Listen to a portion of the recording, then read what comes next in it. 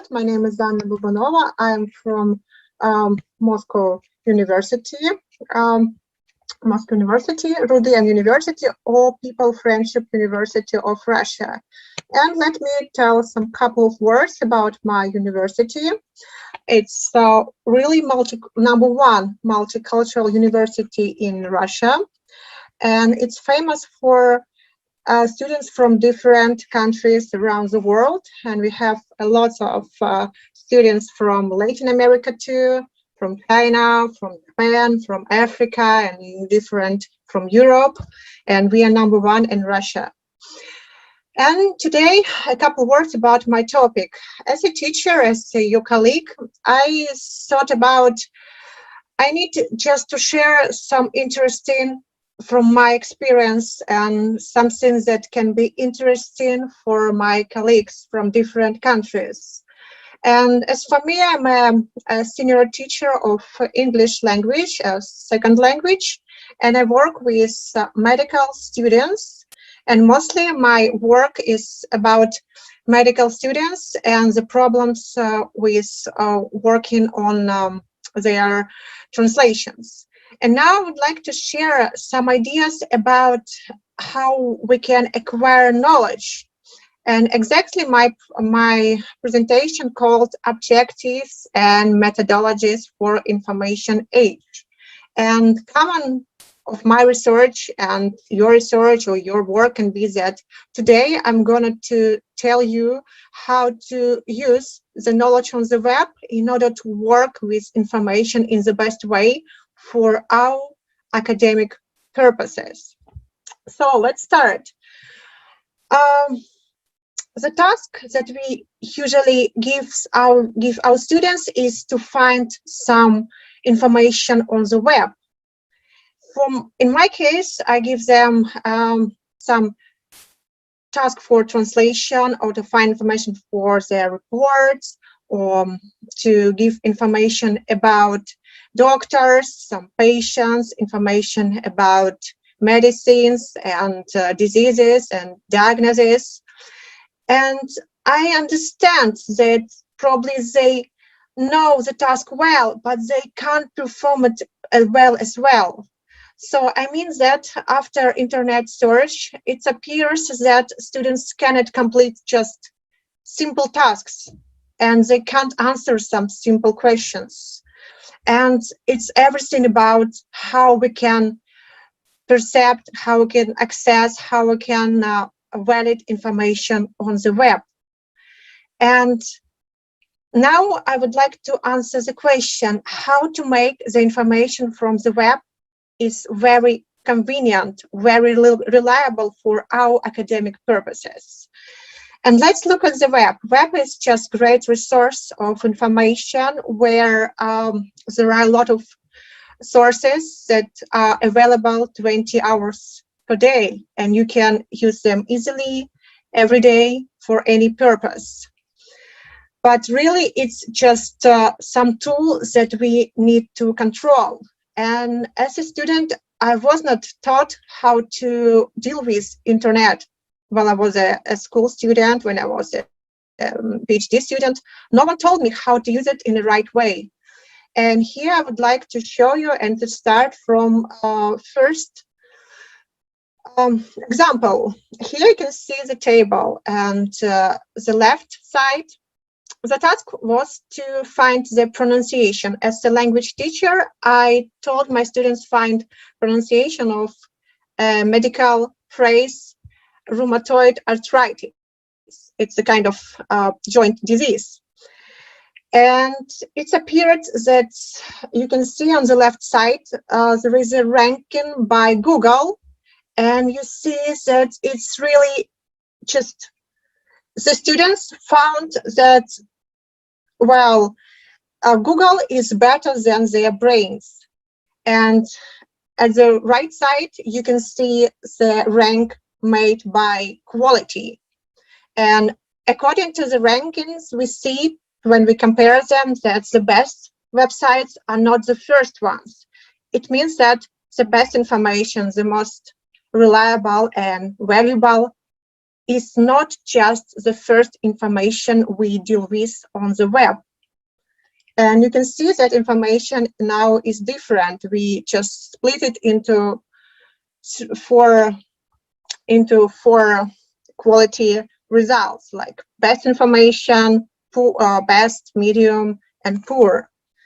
And it means that we need to work better while we have to deal with internet. So, and now you can see that we used Bloom's taxonomy. Probably you know that Bloom's taxonomy is used when you would like to process any information, when you want to just start from information from the course book, and then you can acquire it and make a knowledge from your information.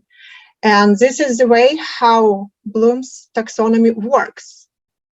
But in our case, we've changed this taxonomy in order to process internet information. So we've changed last 3 levels. It's not just their first, but they are just at the down of this pyramid. And we changed the level to remember, we changed to access, to understand, we changed to validate, to apply, we changed to utilize. And the upper levels, we remained the same as they were in the original Bloom's taxonomy. It's creation, evaluation, and analysis. So now let's consider each of these levels. And first one, and probably one of the main, is access. We can compare in this level the human brain with computer memory. And I can tell that I can put into my brain, into my mind, all information from my university library. It means that capacity of human brain is not so huge. So we cannot rely only on our memory. So we need a helper. When we read only one book, it's okay to work with our memory. But when we deal with some thousands of web resources, we need to use something like computer memory. And the key of access is just to store information inside of our memory. Okay, so let's move on. And next step is rather very important. It's validation. You can know that on internet, everyone can post anything at any time, and we can't rely on information because it's invalid. First of all, we should prove that information is valid, then we need to use it. So we need, like in English idiom, just to sort chaff from grains. And it means that we need to find really some brilliant, useful resources from a huge amount of other resources. So, and here you can see the steps of validation. So we have to split on information into 4 criteria. And first criteria is reliability of the source. It means that it goes without saying that resources which are looks like encyclopedias, while some databases, they're completely great ones. But if we talk about resources, just random internet sources, they are not like, they don't like reliable ones. And we can think, wow, is it reliable or not? So it's first step. And second criteria, we found some resources, probably they are reliable. We don't know. We just can only expect that. The next step is repeatability of results. When we find the same information in different sources, in different websites, and we see that it's repeated, it means that probably it's close to reliable and valid information. The third step is reliability of the data. And now you have some reliable source, you have repeatability in results. And now you should look at the author of the article or the website. And if you see it's a professor or maybe a teacher or someone you can trust to, it's great. So you just completed 3 first criteria. And the last criteria is comprehension or understandability of information. If you understand what information is about, it's just, I think it's number 1 criteria. If you understand the topic, if you understand the plot of your research, the plot of your task, and you know what exactly to look for, you understand the information you deal with. But it's really important step 2. You need to understand language, understand vocabulary, just maybe know another language or something else, or need some terms. So last step is comprehension. Okay, when you found some valid resources, third step is to utilize them. Utilize means to find all possible ways to implement your resources into practice. So now you can ask yourself where you can put your knowledge. And it's really interesting and important. Okay, next step, 3 steps. It's analyze, evaluate, and create. At the stage of analysis, you need to ask yourself, is it enough just for your research or for your academic work, the information you found? And if it's enough, you can say, yes, you can move to another level evaluation. If not, you should go back to first 3 levels: access, validation, and utilization or usage. And if you found just useful, reliable information, you need still analyze it and think, is it enough or not? Is it useful or not? And look forward. So next step is evaluation. At this level, you ask yourself, what skills now what skills do you have now? Is it enough just to create something practical and something brand new? If not, you go back to the first level and find more and more academic information. So evaluation is all about our skills, about our knowledge that we acquainted and that we gained. And last step is just number 1, it's creation. Now you have information, now you have skills, and you're ready to create something. For example, project or report or scientific paper or something else. So creation is a practical usage of your work.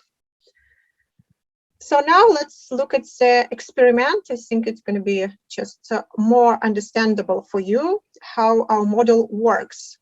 And we had 28 third-year students from Medical Institute of Rusia University, and we gave them 6 classes, English classes, from October to December.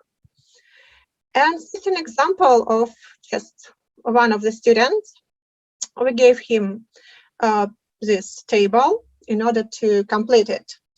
And here you can see the first level, validate. And according to this level, the student found 34 resources. It's pretty much. And I can tell you that the task was, at the end, the final task was to create case presentation. So real medical case presentation. As I said, my students are medical ones.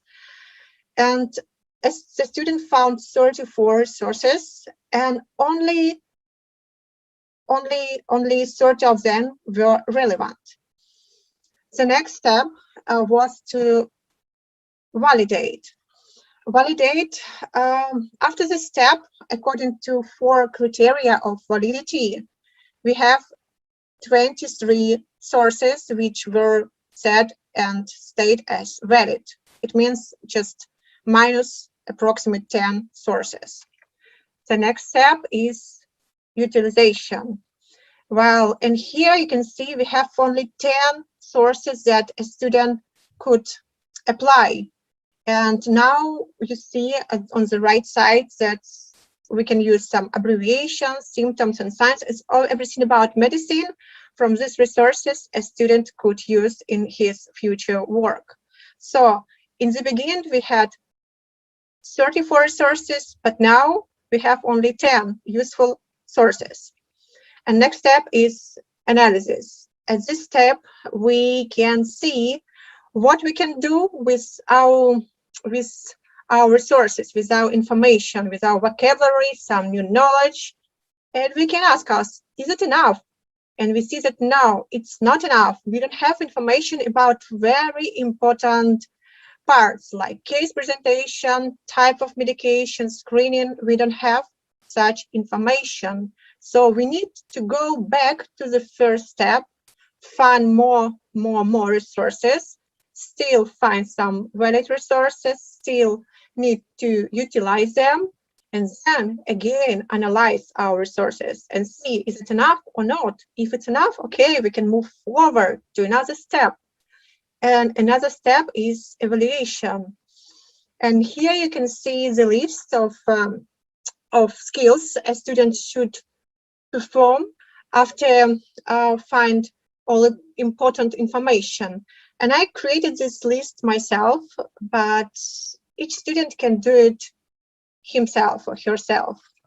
And now we see that student can do mostly anything from this list except number 3, or number 3, yes, no, except number 3.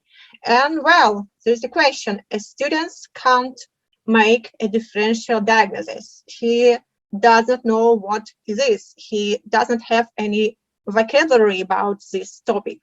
And still, a student should go back to the first level, find information about differential diagnosis, then again, valid information, utilize, analyze, and then again, evaluate his skills. And then the last step is the final one. It's very important. It's full case presentation. It's like a top where we can show how we can use the results of our search. And in this case, so full case presentation means that students know everything about diseases, about diagnosis. They can produce, they can show how real presentation looks like. And it's great when you see that everything is done well. And now let's talk about some data.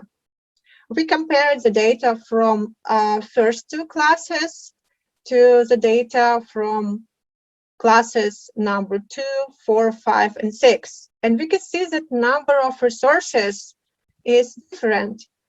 At the first, we compared access, validation, and utilization number of resources. And you can see from the left side that the number at the first task or first class was about 34, 35. Then we cut it till 22 or something. And then in the end, only 10 or about 10 resources were used as valid resources, as useful resources. And then you can see the changing.